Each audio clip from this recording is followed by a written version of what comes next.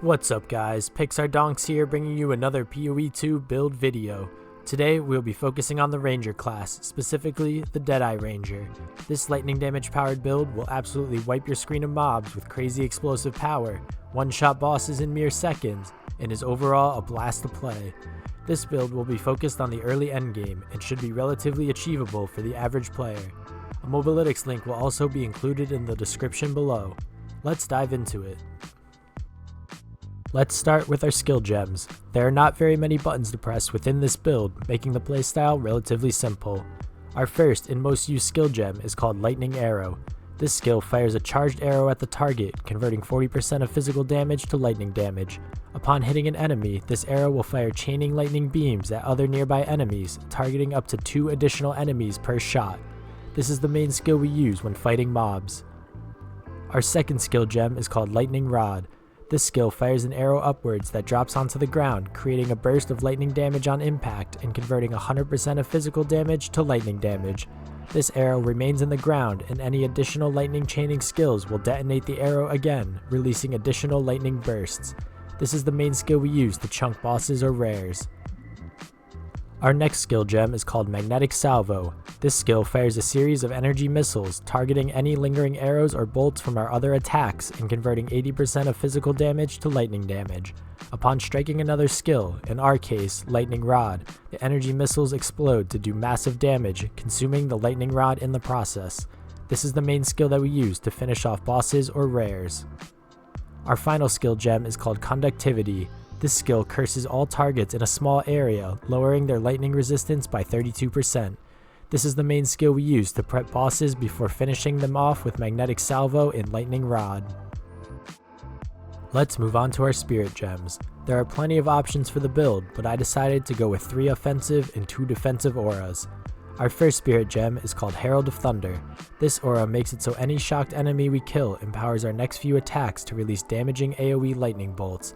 100% of this bolt's physical damage is converted to lightning damage, although the skill itself cannot apply shock.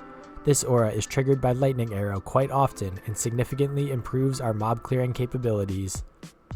Our next spirit gem is called Herald of Ice.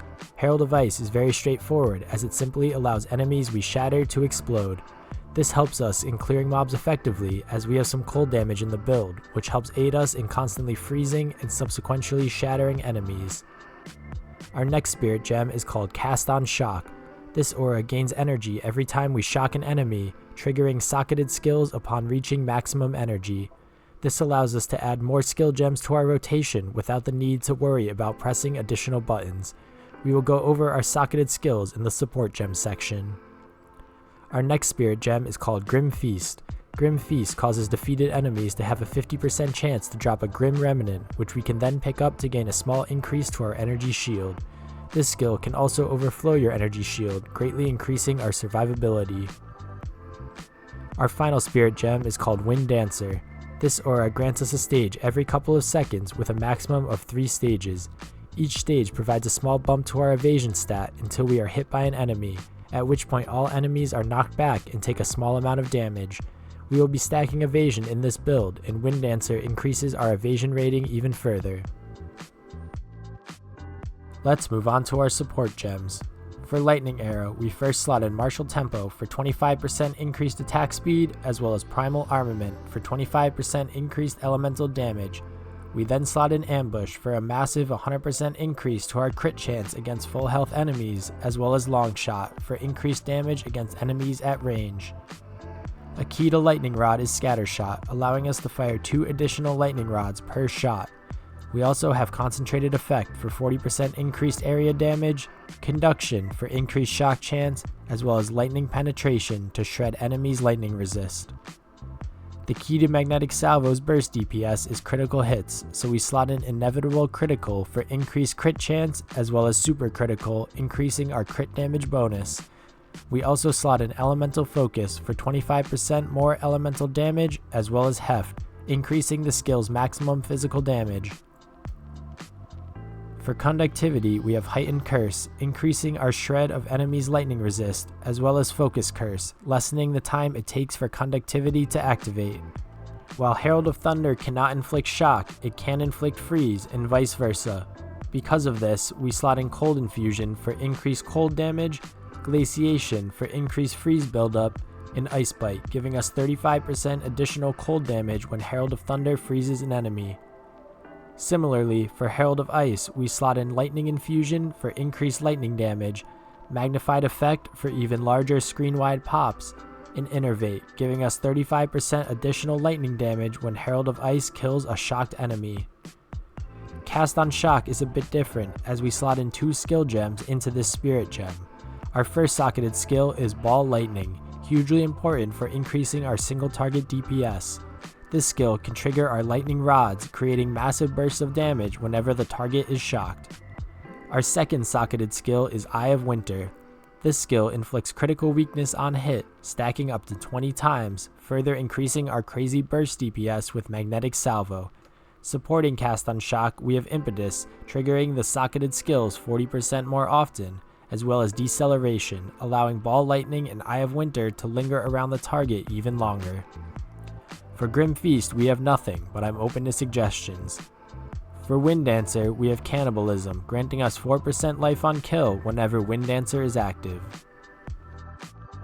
I'm currently sitting at level 81 with 8 Ascendancy points, so I have a few more things I would like to add to the skill tree once I level up, but for now, I want to highlight a few clusters that I feel are extremely important to the build.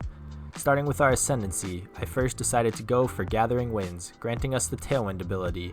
Tailwind grants a stack every time we use a skill, stacking up to 10 times and refreshing upon gaining a new stack.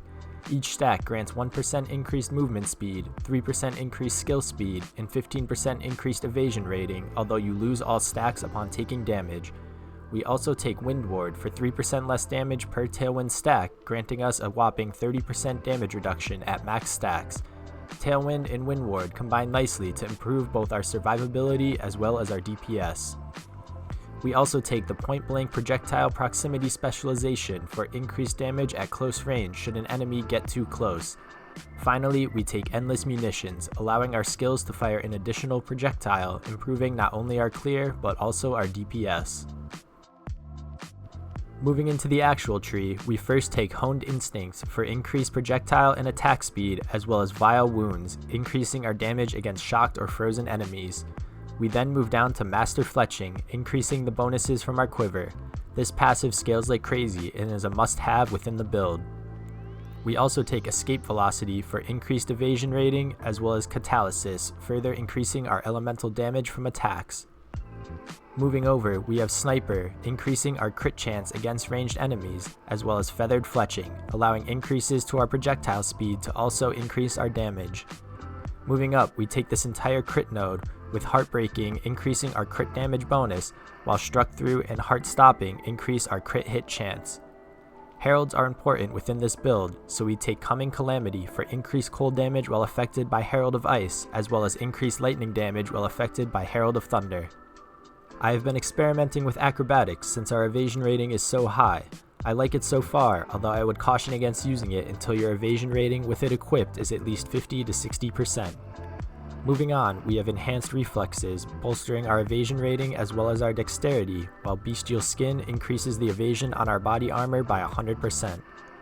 Proficiency massively boosts our dexterity, important because Falcon Technique grants us 1% increased attack speed per 15 dexterity. Unbound Forces synergizes nicely with dual lightning and cold damage within the build, increasing the duration and magnitude of our shock and chill, while Harmonic Generator increases our crit chance against shocked enemies. Kite Runner increases our movement speed, projectile damage, and projectile speed, while True Strike for the Jugular and Deadly Force all combine to increase our crit hit chance and crit damage bonus. Finally, we have Spectral Ward, increasing our energy shield per evasion rating on our body armor, synergizing extremely well with Bestial Skin. Our gems are focused on increased damage, attack speed, and accuracy rating with bows, although increased bonuses from equipped quivers is also an extremely desirable stat to look out for. Our gear is still a work in progress and will be impossible to copy completely, but here are a few of the things I looked out for while selecting my gear. For starters, while we are taking acrobatics and want to be stacking evasion in this build, Energy Shield is too strong to ignore, so I went with a mixed base for my body armor, providing a healthy balance of both. You also need some spirit on the body armor in order to have enough spirit to equip all 5 auras. The uniques within this build are both completely optional. For our gloves, we have the Hand of Wisdom in action, as it synergizes extremely well within the build, providing both lightning damage as well as attack speed. An alternative to these gloves could be the Kitoko's Jeweled Current, allowing lightning damage from your attacks to contribute towards electrocution buildup, providing an additional layer of protection and utility. We also have the Thief's Torment Ring, completely solving all of our mana issues, while also providing some other welcome bonuses such as increased rarity of items found, life on hit, as well as an increase to all elemental resistances. This ring comes with the hefty downside of being unable to equip other rings, and I'm sure a pair of nicely rolled rare rings would be just as good, if not better. Our bow is a dual string base, allowing us to fire an additional projectile per shot, synergizing nicely with endless munitions in our Ascendancy Tree. On the bow, you are looking for increased physical damage as well as crit chance and crit damage bonus. Some flat cold damage will also help you more consistently freeze and shatter enemies. Our quiver is a visceral base, granting us even more increased crit chance. You are looking for crit chance and crit damage bonus, and this is also where I chose to grab the flat cold damage, allowing us to trigger Herald of Ice. Our amulet is our second source of spirit and is anointed with Emboldened Avatar, granting us increased chance to freeze as well as shock. Other helpful stats include attributes, increased max energy shield, or increased evasion rating. Our helmet is an evasion base, filling in some of our resistances. The most important stat on our boots is increased movement speed, allowing us to traverse maps much more quickly. And our belt is simply there to fill in our resistances. Our playstyle when clearing mobs is quite simple. Simply fire a lightning arrow at the nearest pack of enemies and watch your screen pop as Herald of Ice and Herald of Thunder trigger each other's effects. When you run into a rare, you can toss down a few lightning rods before deleting them with a magnetic salvo. For bosses, you want to try and stack as many lightning rods as possible before the boss spawns in. From here, you apply conductivity, then fire lightning arrows until the target is shocked and Eye of Winter's critical weakness bonus is fully stacked. Right before the lightning rods expire, you can then fire off a shot of magnetic salvo, providing huge burst damage. If this doesn't kill the enemy, you simply fire off a few more lightning rod and lightning arrow combinations to finish them off. I hope you guys enjoyed my POE2 Deadeye Ranger build video. If you did, make sure to drop a like, comment, and subscribe so you don't miss any upcoming build videos in the future. A Mobalytics link will also be included in the description. Until next time, Pixar Donks has left the building.